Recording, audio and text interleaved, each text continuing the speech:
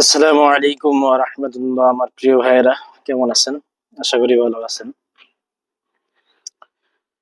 যে বিষয়টা আপনাদের সাথে শেয়ার করতে যাচ্ছি, এটা হচ্ছে বিএনপির কাছে দেখেন, ভালো মানুষ তো নিরাপদ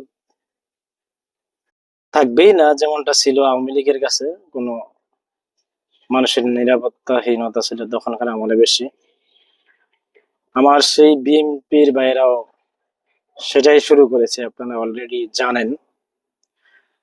এখানে যেই বিষয়টা দেখেন, এক রাস্তার পাগলি, তাকেও তারা বিএনপির কোথায় জানা অফিসটা আমি জানি না, ঠিক আছে, এক অফিসে নিয়ে আসছে, দর্শন করছে। এখানে নিয়ে এসে যেহেতু বিএনপি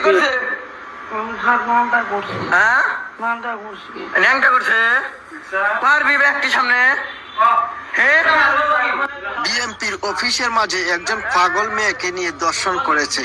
ভিডিওটা সবাই বেশি বেশি করে শেয়ার করে দিবেন। বিএনপি নেতা কর্মীরা দেখো অফিসে কি হইতেছে।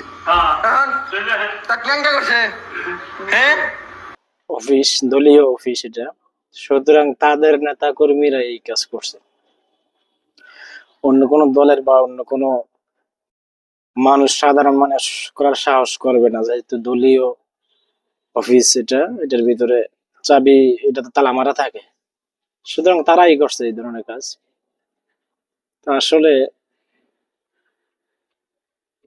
তাদের কাছে রাস্তার পাগলি পর্যন্ত নিরাপদ নয়। সেখানে এই 17-16 কোটি মানুষের দায়িত্ব বা এই মানুষগুলো, তাদের কাছে কি আদৌ নিরাপদ? আমার তো মনে হচ্ছে না। আগামীতে তারা যে কি করবে আল্লাহ তাআলাই ভালো জানেন। যদিও ইনশাআল্লাহ আমার আশা, তারা ইনশাআল্লাহ ক্ষমতায় যেতে পারবে না। ইসলামপন্থীরা ইনশাআল্লাহ, আপনারা যদি রায় দেন, আশা করি দিবেন। এখন মুখে মুখেই শুনি, ওই দিন এক লোকের সাথে আমি কথা বলছি, মুরব্বী আর কি, এখানে মামুনুল হক সাহেবের একটা সমাবেশ হয়েছিল এখানে।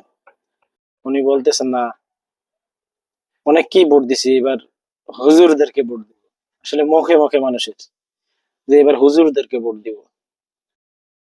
সুতরাং নিজের নিরাপত্তার জন্য যারা আল্লাহ তাআলার হাওলা চায়, তাদেরকে আপনারা রায় দিয়ে সংসদে নিবেন ইনশাআল্লাহ। আপনি দেখবেন